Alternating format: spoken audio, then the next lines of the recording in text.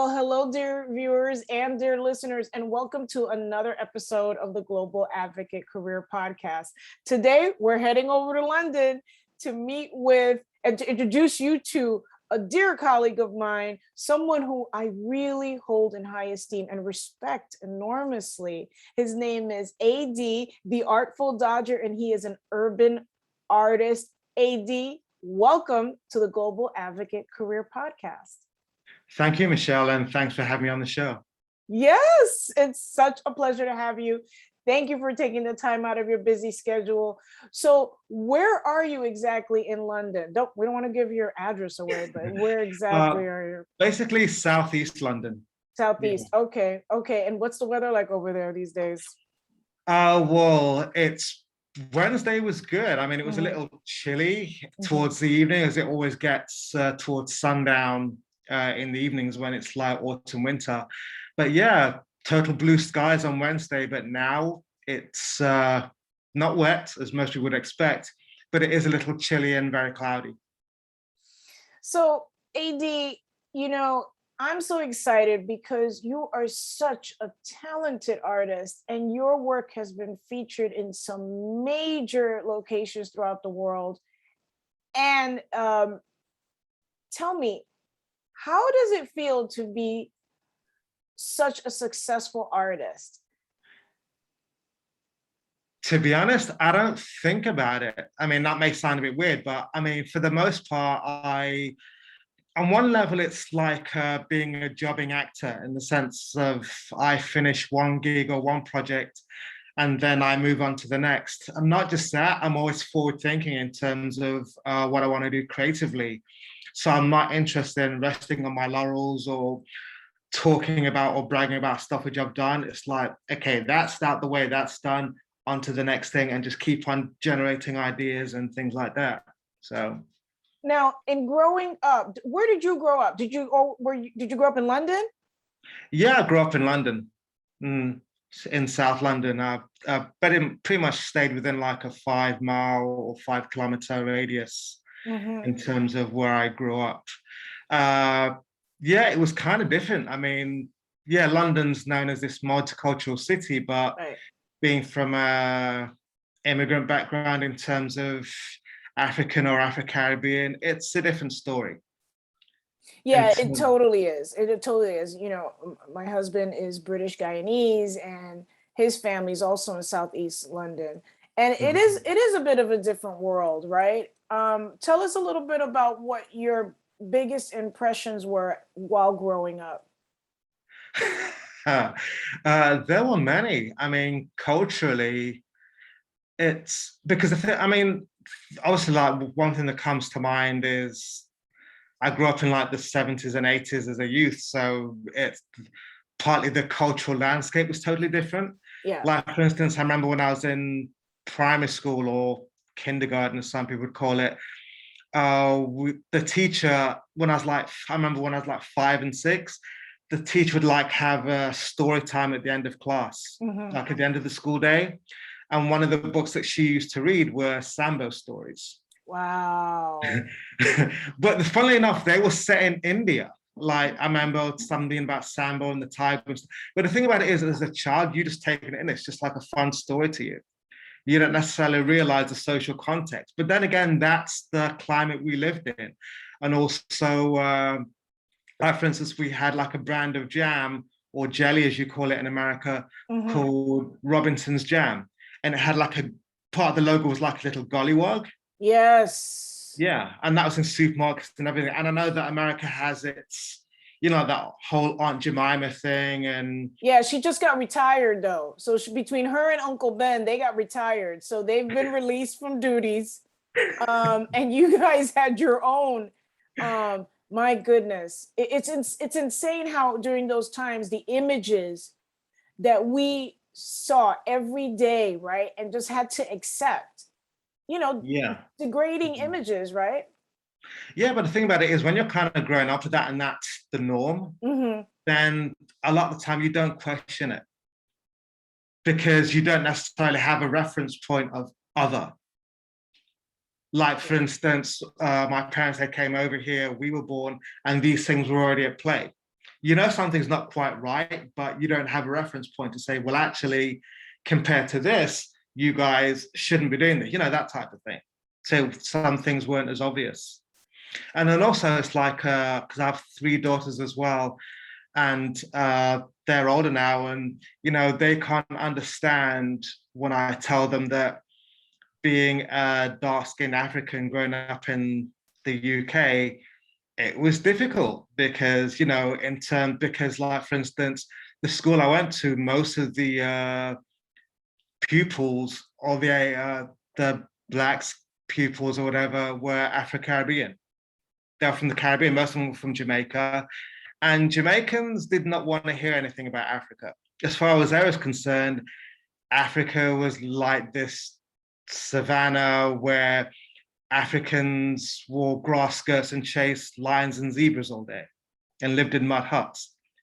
And Yes. so, yeah, and so most of, sorry, you're going to say? No, please continue. Yeah, and so and so that's basically what they used to tease me about, you know, oh, you're from Africa, you live in a mud hut, you live in the jungle now. And so most of the racist crap I got growing up was from Jamaicans. Yes.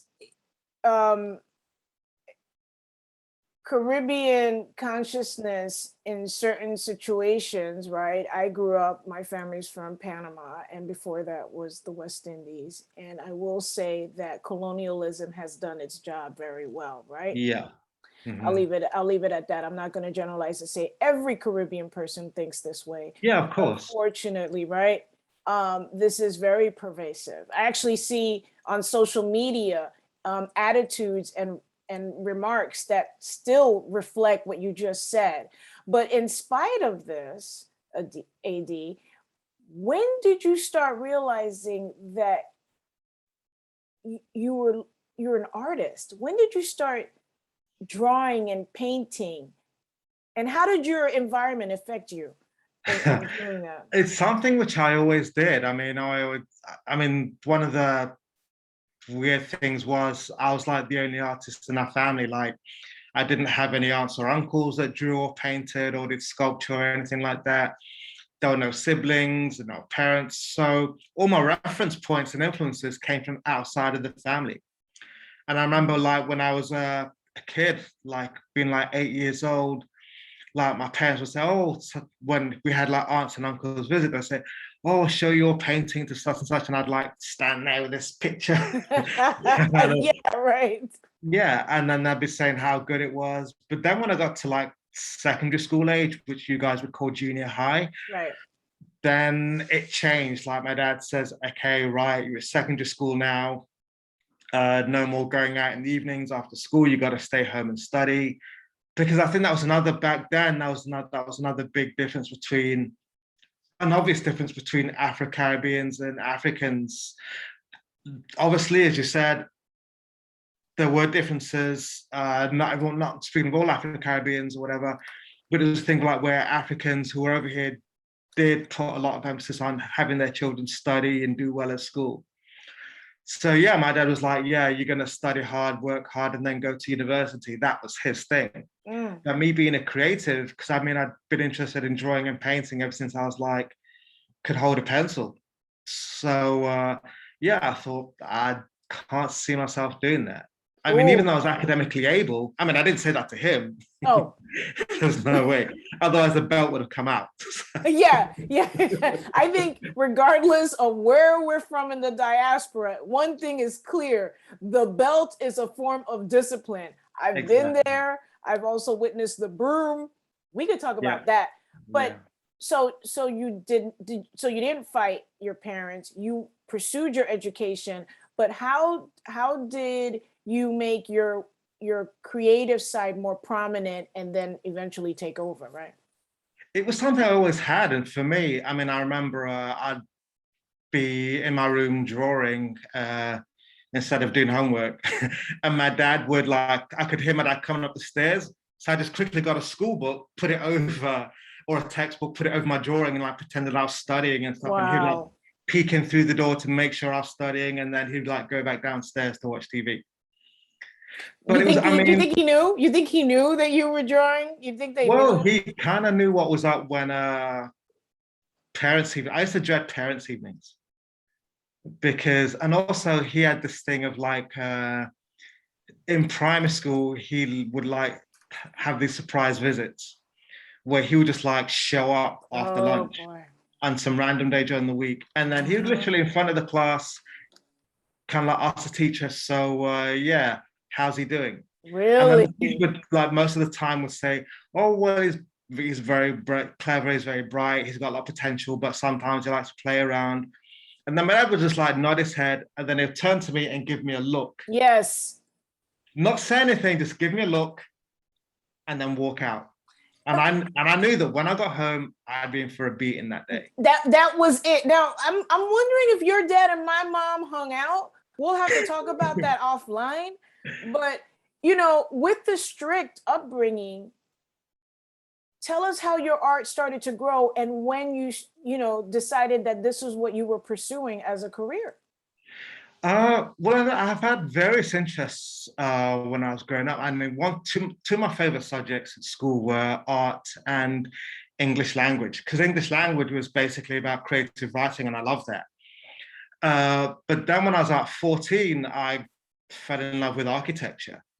And architecture was like, wow, I want to be an architect. So I told my dad, and obviously he was like very proud of me, and he didn't say it, but he was okay with that. But even in primary school, we used to have like projects where each term would have to pick a different subject to do a project on for that term, which would get to do like a few hours a week in class. And that was great. That was like when I was about 10 years old. And so I did one on like airplanes. I did one on Native Americans. I did one on like houses. And I remember I kind of like spend the whole day with like a pencil and ruler drawing out the titles and trying to make it as good as possible. So an interesting creative lettering was there. Then I got into calligraphy when I was about 14 through our art teacher. He introduced a whole class to it. But then like traditional calligraphy with like pen and inks and nibs and stuff. But most people were just interested in like flicking ink at each other and using the nibs as darts and throwing them across the room. But I kind of like really liked it. And I came to the teacher, he says, right, that's it. You guys aren't doing this anymore. But then I came to him after class and says, look, can I do some more? Because I'm really interested in this. At first he was skeptical, but then he knew I like to be creative. And so he says, okay, I'll give you a few alphabets. I'll lend you some inks, make sure you look after them, some pens, and then bring them back next week and see what you can do. I started basically every night, I was like practicing, and then I brought him like these sheets, and I think I kind of surprised him because I didn't think he thought I'd come back with something. Sure. And I had like 10 samples of stuff to show him, and he was like really impressed and says, okay, that's good for a start. Let me show you some more stuff. So he gave me some more stuff and like showed me some books, which I could like get into. And yeah, and then I started to like go to the library and get books out on calligraphy and as well as, and then the interest in architecture was there, but as a career, I started looking at some form of creative lettering, possibly sign writing. Then I remember when I was 16, because that's when we left school, just before I was 16, like our last year of school, we used to have almost like a careers week where we'd have like, where our year would have like a careers advisor who would like come in and she'll talk to the pupils on a one-to-one basis with a parent about what they wanted to do and the options, whether it be like go straight into employment, go to college, go to uni, that sort of thing, if we needed any further exams. And I remember I'd gotten interested in graphic design probably about maybe 9 months before that. So I thought that's what I want to be because it combines creativity with art and lettering and stuff. I want to design logos and record covers and stuff. I thought, yeah. And so, yeah, we sat down, my dad came in and she says, yeah, so what do you want to do? And I just looked at her and says, I want to be a graphic designer. And then my dad just like he was sitting next to me, he just slowly turned and gave me, I didn't look at him, but I could see his eyes just burning into the side of my face. Wow. And then she started talking about art colleges and what I could apply for and stuff. And then when we got home, my dad just sat me down and says, look, if you go to art college, I don't want anything to do with it. I'm not going to go to any meetings. I'm not going to sign any forms, nothing. Is that what your dad said? And so what did you decide? Well, I kind of felt like an outsider in the family anyway. So I thought, well, fine, it's fine by me. I'm going to go. So I went to art college and for about a year. And then when I was there, that's when I kind of started to read about what was happening on the walls and trains in New York in terms of aerosol writing that some people call graffiti or graffiti art. Right. So, okay. So, you know, listening to you say aerosol writing sounds so much more alluring than graffiti, right? Now, I grew up in the 70s. I grew up in New York City in the 70s and 80s. And I remember particularly in the 70s, the trains were all covered with tags, Mhm. graffiti. What did you tag back in the day? Or were you on, walls and like, how did you start developing that? Well, it's kind of weird because when I started doing calligraphy, people just because I was already known as like the sci-fi geek. I was like one of those quiet, geeky kids that like Oh. to draw and paint type of thing, and and so that already kind of like made me an outsider, or even more of Mhm. an outsider.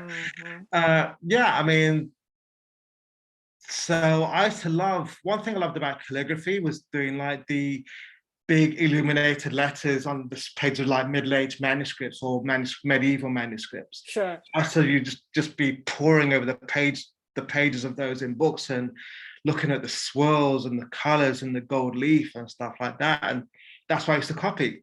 So I think when I start to read about what was going on and happening on the trains in New York, I think I made a subconscious connection between what medieval scribes were doing and what these kids were doing in New York, because basically it was like the same thing, but using a different medium and a different surface. They're still painting big, bright, colorful letters with swirls and, additions and embellishments. So I think when I saw that and read about that, I thought, that's what I want to do. Oh, I didn't know how I was wow. going to do it, but I just thought, yep, that's what I want to do. And then but then one thing that made me stand out when I started was I did, because of the calligraphy background, I Hmm. used to tag my name in a Gothic style. Mm. And so I just kind of, and I was getting to the hip hop scene as well. And that kind of like really made me popular because no one else was doing that. Everyone was like doing like a handwriting style. And here's me coming with like a calligraphic tag that looked like it had been printed onto a wall. So did you tag in public places at all? Did you ever do that? Yeah. I mean, the weird thing is I spoke to a guy who interviewed me about 6 months ago, and he was saying that he did interviews with other writers from the time, from like the mid 80s, and a couple of them that got caught. They says that when they were being questioned by the police, they're like, the police were saying, "Are you the Artful Dodger? Tell us who he is. Tell us." And I thought, whoa, because the thing about it is, even though I had a calligraphic tag, I was up. I was tagging just as much as other writers. I mean, it may have taken longer, but I was basically tagging just as much as other writers in the same sort of places. So yeah, my tag was out there, definitely. Now, I remember, I went to Catholic school. So Uh-huh. the friends that I knew that were tagging, right? Obviously, it's not their name, it's their alias, it's whatever the Yeah. pseudonym is, right?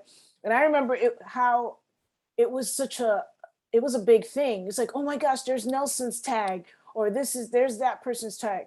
And this usually happened. My mother was super strict, so I could not go out at night. So, but this usually happened in the late evening, wee hours of the morning when the trains were in the yard, when nobody was around. Is that Uh-huh. around the same time that you used to tag? No, well, yes and no. I mean, one side was we did that, used to go out at night, and because I was more into like being walls than trains. I mean, some people did both. Some people like train writers, some people wall writers. But yeah, my thing was like doing water, like the creative side and the tagging side. Obviously, like getting up, getting your name around is like the core element of aerosol Yeah. writing, the nucleus of it. But yeah, I just love going out and doing pieces. And Man. yeah, for me, that was like something that I love. So the pieces were done at night. And like the tags, they were done sometimes at night, sometimes in the daytime. Mm-hmm. You know, it's just like whenever there's no one around looking, you just put up a tag. I mean, I think it's, first of all, I think it's so risky, but it's also exciting, right? Yeah. And you know, did you ever tag? Did you ever run into someone else tagging? And how did that interaction work out? Yeah, I mean, sometimes you'd see someone's tag, and a common thing to do if you see someone's tag, you put your tag next to it. Oh. And there was another guy who was like tagging called Crash 151. That was his Mm-hmm. tag. And I used to see his tag everywhere, not just like on trains or whatever, or train stations, but on walls, subways, all sorts of things. And so I'd always put my tag next to his, but I never knew who he was. I never saw him. And funnily enough, they used to like hip hop jam on Sundays, like for like kids, like we used to like go to. Mm-hmm. And then I was chatting with this guy, and we'd like see each other. We didn't know each other's names as such, but we just like used to chat about the music. And then I says, "Oh, you right? Oh, what did you write?" And he says, "Oh, Crash 151." Oh. So, what? That's Oh, you? right. And it kind of blew my mind because I'd like, here's me chatting to this guy for weeks. I didn't even know that A, he was a writer, and B, what his tag was. So yeah, and then after that, he says that he wanted to form like a South London super crew Oh. where he wants to get like five other writers who are like the best in South London with like individual skills, and put together a crew that would like take out everybody. Oh my gosh. So this is like the battle of the crews, right? Right, Yeah. AD? Like this is serious. Like this is like urban, warfare. And there's rules to tagging, right? Like you don't tag over someone else's name, right? Yeah, unless you want to have beef with them or whatever, you know. Mm-hmm. But then again, you do get some people who, if they consider a newcomer a toy, which is basically someone who's inexperienced, then they will tag them as if say, you shouldn't be tagging around here because you're just a beginner type of thing. So you'll get that pecking order. But I mean, a lot of it is that whole macho kind of like, strutting your stuff type of thing, ego based. There is that. Any female taggers that you know of? There was a few. I mean, there used to be like a crew back in the day who were like just female writers, but there weren't many. I mean, it was a lot more popular in other countries. Like I was hearing about whole crews, not just like one crew, but like crews of female writers in places like Australia and Germany and France, and obviously like the States as well. So, okay, so you're tagging, you got that notoriety on the street. And I'm not saying, this is a good thing. That's how you start. When did you start? I'm not going to say mainstreaming, but when did you start mainstreaming? Well, there was a youth club centre wall in Peckham where me and another guy called Plaz used to paint at night. And like I painted my initials in big letters on the wall. And then I heard from someone who went to the youth center that I knew saying that, oh, the guy that runs the youth center wants you to paint the whole wall. Oh. But being like a writer, mainly doing illegal stuff, then I thought it like a trap. So I thought, nah, he's just like trying to find out who I am so he can like catch me. He's super paranoid. But then he says, I kept meeting him, and he says, look, this guy wants you to come in and talk to him. Okay, I'll have a basic meeting with him and see what he says. And yeah, he was totally up for it. He says, look, we can't afford to pay you, but we can pay for materials. And it was a big wall. I mean, it was like about 12 foot high and about 50 foot across. And it took me and Plaz like a week to paint it. But we did it, and it was like the best piece I'd done at the time. So that kind of got some street cred for that. And like on the last day, there was like a local news reporter came down to write an article for like a food newspaper. And he put I didn't know he was going to do this, but he put my name and phone number at the end saying, oh, if anyone wants any work from ADee, here's his number here.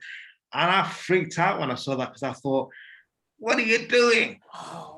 The police could see this, blah, blah. So it was a thing of like where for like the next couple of months, I was just like super paranoid.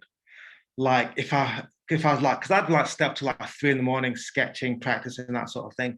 And if I heard like a car slow down, I just like quickly turn off the lights, Yeah, yeah. look out the window to see who it was, to see if it was like the police.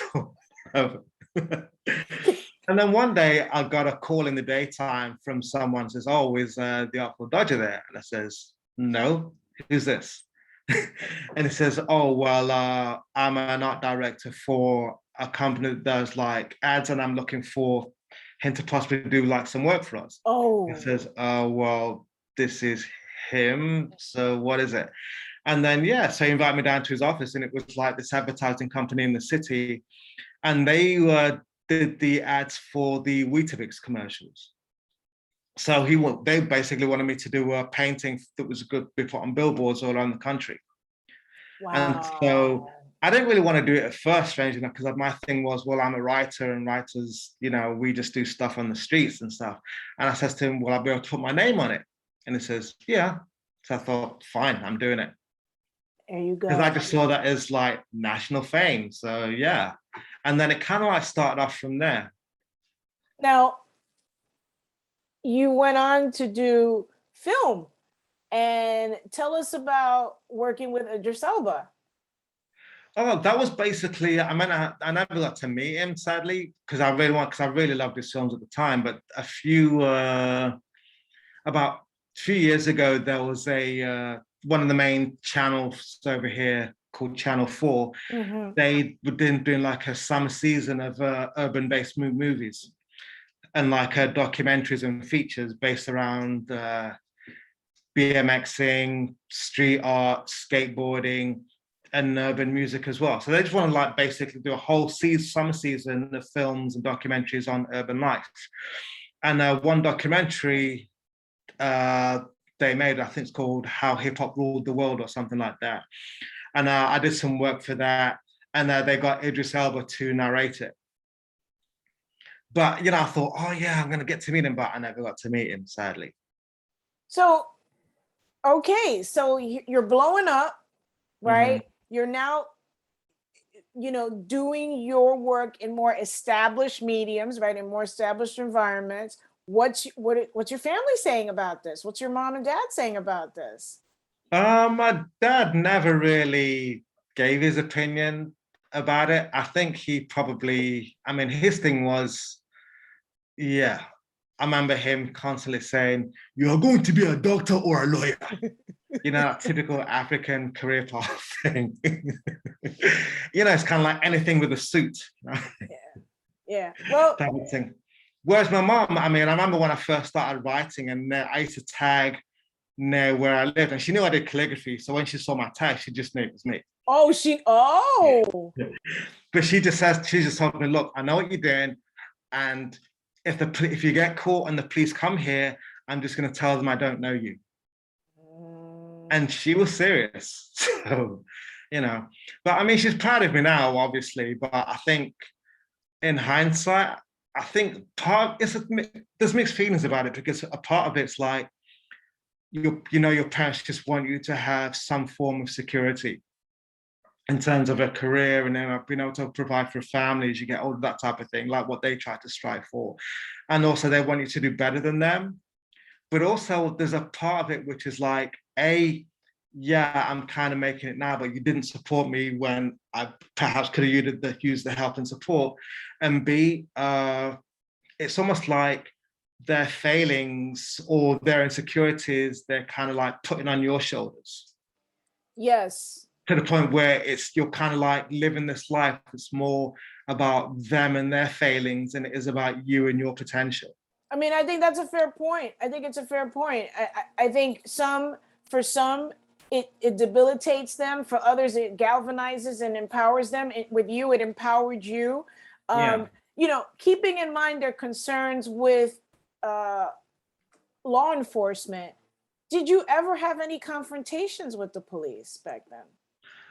A couple, like players who lived in an area called Peckham, which was a really rough area back then. I mean, it was a place where if you didn't know anybody, you didn't walk through there at night. Sure. But because of me painting there, and because I knew players, it was like people knew who I was and what I was about. It was a thing of like where I could walk there 2, 3 in the morning and I wouldn't get any hassle. You know, I felt safe. Mm-hmm. And most people would not. It was a sort of place where before they knocked it down, it's like basically like it was one of the biggest projects, housing projects in Europe. It was pretty big and also with thousands of people living in it. And yeah, it got to one point where they were so desperate for people to live there, they were offering people 2 months free rent. Really? Yeah, just to live And there. now look at Peckham. Exactly, totally gentrified. Well, pretty much mostly gentrified. Yep. Yeah. So when you encountered law enforcement, was it confrontational? Was it questioning? Was it like, how was it? It was questioning. I mean, yeah. I mean, I remember once class came round to mine in the evening. We were like skating till like 3 in the morning. And then it was like summer. So we were like walking back to his to get a few cans of paint because I had like a bag of paint with me. We says, oh, let's get some more. So we're walking to his, and like about 10 minutes before we got to his, this police officer was like doing his rounds and says, hey guys, what's in the bag? You know, he wasn't kind of like aggressive or anything. He was just asking what's in the bag. Because I was like two guys, you know, African, Afro-Caribbean guys walking through South London at 3 in the morning with a bag. It's takeout, officer. Yes, I says, oh yeah, we've got paint. And I just opened the bag and showed him the bag of spray paint. And says, yeah, we're going to be painting in Covent Garden. We're going to be doing some artwork there. So I'm just going to like stay at his place for the rest of the night. And then we're going to go there in the morning and paint. And he says, look, we haven't been painting. You can see that the cans are still full. I don't have any paint stains on my hands or on my clothes. So I said, yeah, fair enough. Yeah, good luck with it. And do you let us go? Well done. I mean, but it was that whole thing of like, for me, confronting the police was almost like confronting parents, where you've got to learn to think fast. If you get questioned, you think fast because as a parent, I can relate as we are both parents. Because if you don't give them the right answer, a beating trouble's coming. Yes. And so, you know, you have gone on to feature your work in some major locations. I mean, it's you particularly, you recently also commissioned a portrait for the Deputy Speaker of the House of Commons. Tell us about that. Yeah, I was because my whole thing was giving back. Because, I mean, yeah, I was kind of like on a trajectory of my artwork and fame or becoming infamous, whatever you want to call it. But then in the back of my mind was not forgetting where I came from and realizing that there's thousands of not just African or Afro-Caribbean kids, but immigrant kids whose parents want them to take a safe route in terms of a career and establishing the foundations for building a family on. So I know that there's probably a lot of kids out there that are creative and, but they just don't have the support they need because paths aren't always clear. And this was like, obviously, pre-internet, pre a lot of things where the support just wasn't there. So I kind of wanted to do that, but I didn't know how to do it. And I remember once I got interviewed by a guy who was like writing an article for an independent newspaper, not an independent magazine, like a zine type of thing. Mm-hmm. And then I was like on my little ego trip, in my late teens and saying, oh, my name is going to be in the paper again, blah, blah, blah, I'm doing this interview. And then when I read the article, it was good. But then towards the end of it, for the conclusion, he wrote that, Britain has like a long history of like political and community or social based art, like social commentary. And then he cited a few examples and it says, but now you've got these kids, which some of them are talented and all they're doing is going around painting their name. What a waste. Wow. And at first I thought, how dare you, blah, blah. But then when I kind of like calmed down, I said, well, actually, he's right. Here we are, this group of young people who are communicating in a medium that young people understand, that young people are into. and we're speaking to other young people. So why aren't we saying more? Why aren't we saying things or painting things which addresses the concerns and issues that young people face and go through? So in a way, I began to see, well, actually, aerosol writers could be almost like politicians for the young. I mean, for me, politics is a dirty word, but that was the kind of thing I came up with. And so I began to be more socially conscious and then kind of want to give something back. So I began to do workshops with young people, right, where I'd like teach them how to spray paint, and then we'll get to do a mural at the end of it. And some of it would be just like a way of them to like let off steam, explore their creative side. And other times it was like a way of them exploring deeper issues, like teen pregnancy, smoking, drugs, that type of thing, you know. wow. So it it it made you become more involved in the community, and the commissioned portrait, which was the first piece of urban art to ever be featured in Parliament, is it still there? I don't know, because the way I got that was I used to be a patron for a youth arts education and employment charity called Futureversity. They were based in London. They started off by doing projects with young people in the summer, just like a summer project program. But then they realized, because they're based in East London, Tower Hamlets, and Tower Hamlets, in that borough, you've got Canary Wharf, which is like London's financial center. So they realized that it's basically the richest borough in the day doing the trade, because of the whole traders and the financial aspect of it. But then when those traders go home, there's just like the people left there who live in like the social housing aspect of it. So it's like, so basically, literally, it was like the richest borough during the day, but the poorest borough in London by night. And so they set up Futureversity as a way of addressing that. And then once they started doing summer programs, then they began to reach out to some of these bankers and say, look, you're basically working in a borough with all these young people who don't have opportunities. Why not do something with them? Why not? And so they start to have like taking people who are like about to leave school that were interested in finance, doing internships with some of the companies there. And it became like really successful.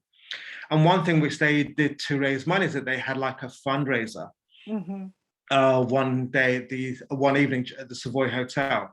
It was like a dinner where tickets were sold for like £100 each. They invited bankers and basically like a whole Rolodex of people that they knew. And yeah, and as a patron, they asked me if I could contribute something to be auctioned off, because there was going to be a big auction. And I said that I'd basically donate a commission. So they'd basically sell the commission, and then whoever bought it, whatever they wanted me to paint, I'd paint for them.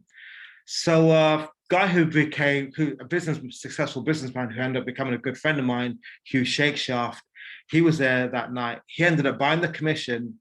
We met afterwards, became good friends, and then he decided to donate it to a good friend of his, which was Nigel Evans, a former Deputy Speaker of the House of Commons.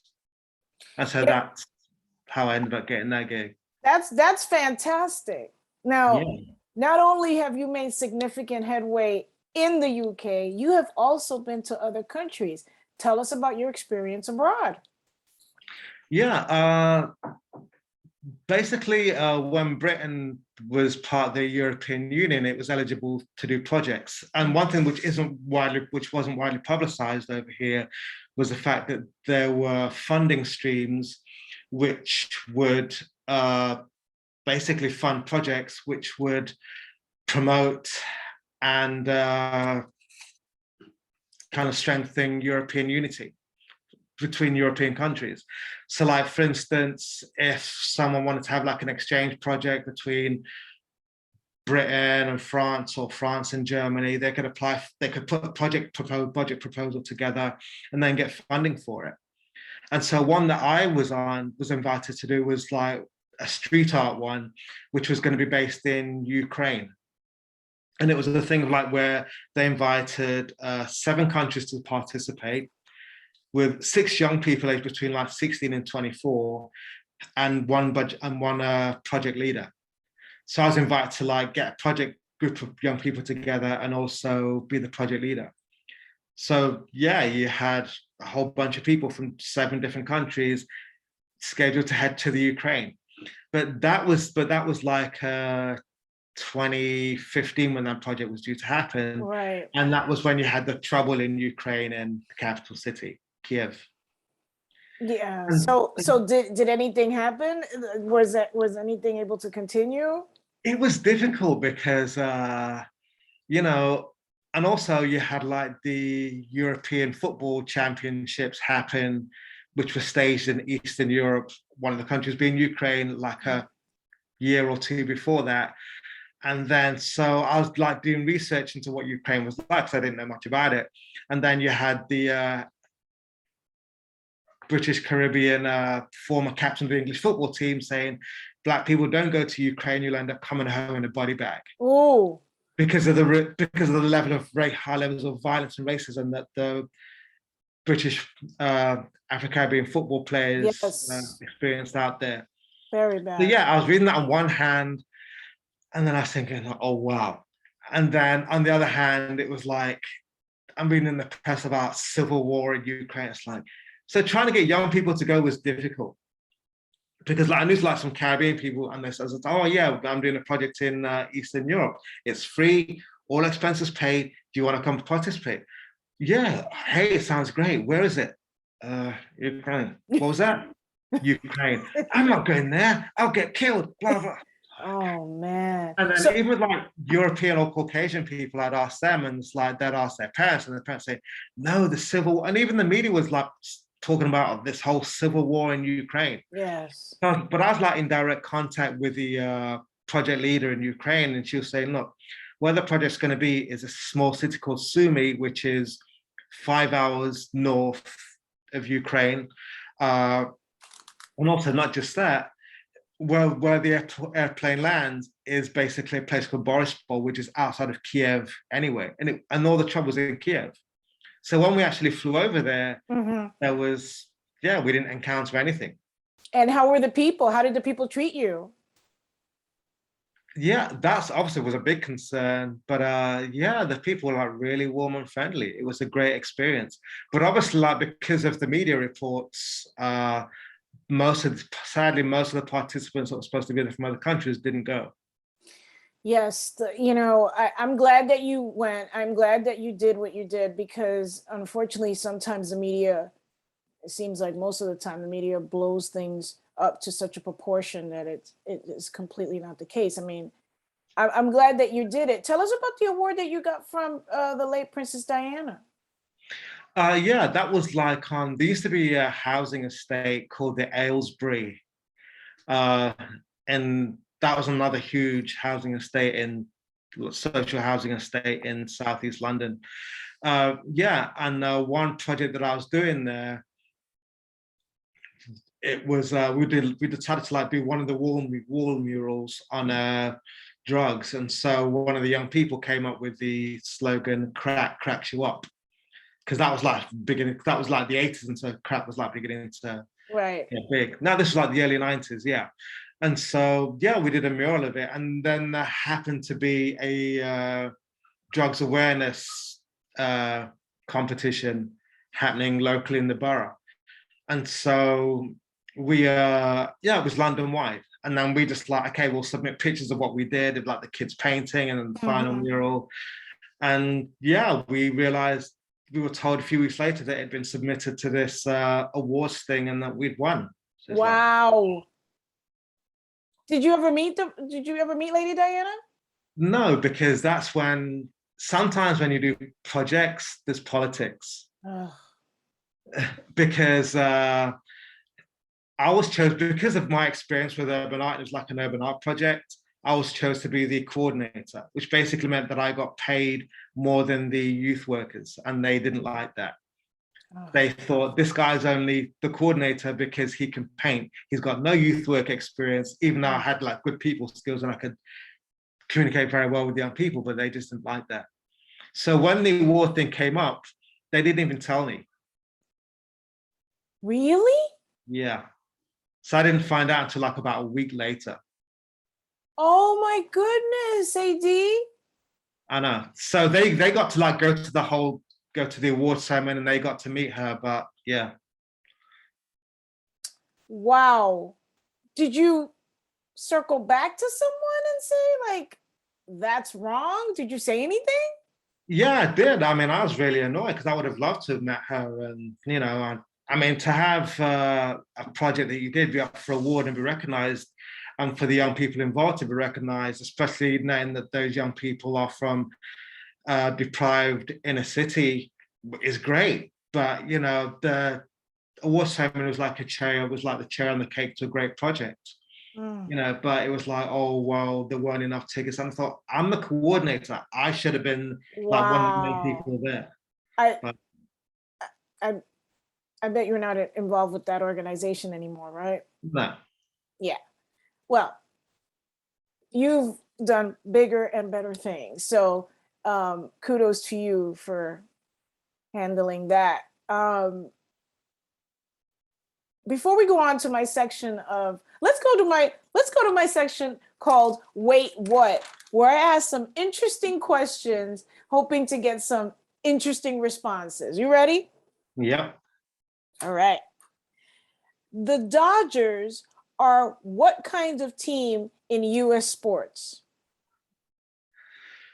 That would be the Brooklyn Dodgers, and I'll say they're a baseball team. You are correct. They were initially known as the Brooklyn Dodgers. They are now the LA Dodgers. Wow. Okay. Good. Next question. What does it mean to dodge a bullet? To miss out on an embarrassing or dangerous or situation that's not good. You are correct, AD. Thank you. Next question. The Charger, the Challenger, and the Durango are cars made by which corporation? Could you say those names again? Sure. The Charger, the Challenger, and the Durango are makes of cars made by which corporation? Is it Chrysler? No. It's either Chrysler or Ford, I think. No, it's the Dodge Corporation. Yeah. Yeah. You get a pattern here, right? Have you actually ever had to get out of Dodge? Actually, that's one thing I'm working on now.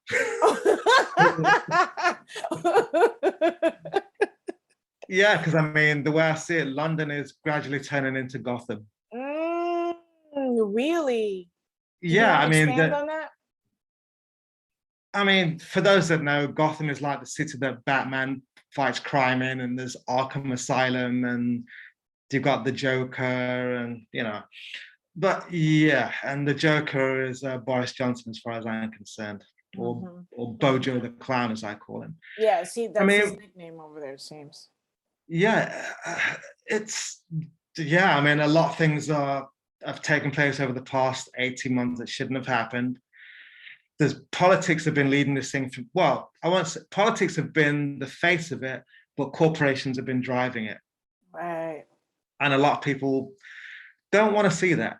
I think a lot of people still want to take the blue pill and think that everything's going to work out fine. I mean, how can you have faith in a leader that's constantly lying to you, who has a history of lying to you, has a history of nepotism, etc., and what all of a sudden he's to be believed now? No, once a liar is always a liar. I mean, or people can be turned. I mean, it's like even in America, the people thought that Biden would be like the antidote to the Trump administration. And in my thing, like the way I look at it, like what people say, he's worse. I mean, my friend Hugh Shakespeare, who I mentioned before, he's a fan of the former British Prime Minister and statesman Winston Churchill. Right. And he says that Churchill's reported to have said that, show me an 18-year-old who's show me an 18-year-old who's conservative, and I show you someone without a heart. Wow. Show me a liberal age 40, and I'll show you someone without a brain. Yeah, so Winston Churchill, you know, there have been efforts to deface his statues and others in the UK that symbolize oppression and racism. What are your thoughts about people defacing historical figures? I think this one thing I'm not interested in is this whole thing of trying to retrofit history. Winston Churchill was a man of his time. Regardless of whether you agree with his politics or whatever, he was a defender, he was a soldier, he was a naval commander, he was a defender of the British Empire. That's what, and at that time, there was a British Empire, regardless of what you like to think or not. That's, yeah. So he was a man of his time, and that needs to be taken into context rather than saying, oh, what he did back then. Yeah, we know that now, but what happened, happened. And also, he was a big reason why Britain kind of like won the war on the sea in terms of World War. Sure, and absolutely. That, he did some great things for this country. People can do great things, but it doesn't necessarily mean that they're good people. And I think there needs to be a difference, or it needs to be differentiated between great and good, because they're not synonymous with each other. And I think he should be respected for his achievements. But obviously, yeah, he was a man of his time. So obviously, I don't agree with his politics. But I'm not going to say his statue should be taken down, because that's like, okay, we know that to a certain extent history has been whitewashed. What's he going to start blackwashing history now? What's that about? So that's interesting. That's interesting. You know, a statue of George Floyd went up in New York City and was subsequently defaced. It's since been cleaned up. Do you think that having statues of, African American or more civil rights leaders or people that represent, what the Black Lives Movement now is all about would be helpful? That is a Pandora's box of a question. It is. I don't, as far as I'm concerned, George Floyd doesn't represent me. And if people think that George Floyd represents a majority of African Americans or Black Americans, then they need to look in the mirror and think what they're saying. Because for the most part, George Floyd was a career criminal. I mean, I know how I'm part of one of his crimes was to hold a gun to the belly of a pregnant woman. So I know how I'd feel if he did that to my daughter or mother or sister. So my thing is, why are you defending this person, really? I mean, I can understand in terms of the way he died. He should never have died that way. But the thing is, there are more fitting people to march for or protest about. It's like, why are we kind of like making martyrs out of criminals? We continually do this. Who does that? No one else does that, as far as I know. Takes a criminal in their community and makes a martyr out of them. That's like saying, this is the best example we have of what a martyr is. No, that's bullshit. I'm not accepting that at all. And as far as the Black Lives Matter, as a concept, I agree with it. As a movement, it's fake as far as I'm concerned.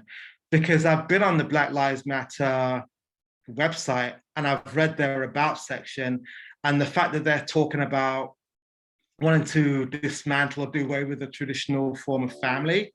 Okay, one of the biggest problems in not just the African American community, but the Afro-Caribbean community over here in Britain and in the diaspora in general, is the absence of fathers, or fathers which are fathers. And so we need them in the family. We need family units where fathers are there and present in their children's lives. We know it makes a difference.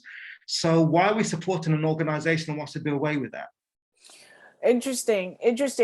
Which leads me to ask you, ADee, if you were requested to commission to do a work for someone who you did not agree with in terms of what they stood for politically or personally, would you do it? Give me a literal example. If I asked you to do a work and you know that my history is dicey. I probably, you know, there's talk that I may have been complicit to a crime. Mhm. I have a racist background, you know, dicey, you know, It's not. difficult. That is difficult because it's like the whole thing of people digging up tweets that people may have tweeted when they're teenage years or 10, 15 years ago, whatever, and putting those out. People, what they have said, what they said then may not necessarily be how they feel now. Are you still going to judge their current state on their past state? You know, because those people putting other people on blast, how would they feel if the same was done to them? Because some people putting other people on blast about it are guilty of the same thing. So I think it would be like each case on its merits. I mean, if a person was like that now, then no. Like, for instance, Boris Johnson, nah. Someone No, like that, Biden, nah, no. no, absolutely not. Speaking And of the then, interesting, so I can say the interesting about Biden is that, I mean, my whole thing is, and other people who are like skeptical of this whole scamdemic thing is follow the money. Money leads to motive. And then you find people's true intentions and things. I mean, like, for instance, I remember someone telling me that it was Gates that bankrolled Biden's electoral campaign. uh-huh. Now, after after Biden got elected, that's when Pfizer announced that they had a cure. And why do you think Biden's pushing to get everyone vaxxed? Because he's I think it's beholden an now. interesting perspective. I think it's an interesting perspective. And I know that I have colleagues and friends who question the times that we're in right now. You mentioned then and now. Here's another question for you. What was the first hip hop song ever? Do you remember? It depends. I mean, commercially, it would be Rapper's Delight by the Sugar Hill Gang. You are But, correct. but before that, there was the Fatback Band's King Tim the Third. Really? That's officially the first hip hop song. King Tim the Third. Yeah, by the Fatback Band. By Fatback. Okay, yes. And that Fatback. came out before Rapper's Delight. Yeah, Fatback. I love their song. I Found Love. That, yes. Okay. Thank you. You see? You see? Getting school today. True or false, AD?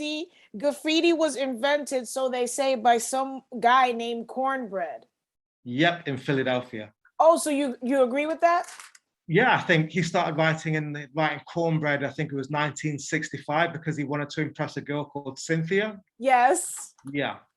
Well, we hope we got her, but if he didn't, he still lucked out. Which leads me to ask you: are you in touch with Crash 151 and Plaz?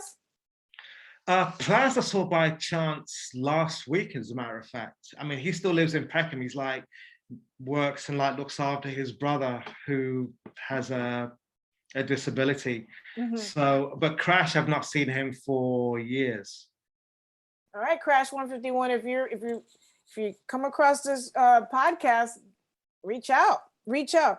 Next question: Montana Black or Krylon? Krylon was scarce over here, but Montana Black, that's a good brand. That's a good brand of spray paint. Okay. Do you prefer tagging on brick walls or painting on brick walls or concrete? Concrete's better, definitely, because like that smooth surface, it's easier to prime if you have to prime the wall first. And also, when you're taking photos with the sunlight, you don't have like the shadows of the bricks and stuff. It's just a better, smoother surface to paint on, definitely. Concrete. Oil or acrylic? Acrylic. Do you prefer baseball cap or spray cap? Spray cap. Nitrile gloves or polyester gloves? Polyester. And if someone just happens to get graffiti on their wall, what's the best way to get it out? Depends. If it's concrete or like if it's plaster, then you could maybe sandblast it. That's one thing. You can paint over it. or if it's done by a famous artist, then hey, you could basically sell your house. Okay, fair enough. Fair enough. So AD, tell us, as we close, what's next for you? I know you mentioned you're considering maybe moving out of the country, but how can we find out more about you? What's going on? At the moment, I'm doing a series of urban art projects on the 3 South London social housing projects, or estates, as we call them here. Mhm. So I'm busy with that. I may have an exhibition next year, but I'm looking to get into NFTs, which is non-fungible tokens, the whole digital, art market. So I'm exploring that at the moment. I mean, I've got a couple of interesting projects in the works in terms of producing artwork, which is going to be turned into NFTs. So I'm just getting the sketches together, getting the designs together, and yeah, watch the space. Yeah, I definitely want to watch the space. Now, I myself have been, painting a bit and drawing a bit. And, artists online have their YouTube channels. They provide lessons, you see them on Instagram. Is that where you think you're headed in some form or fashion?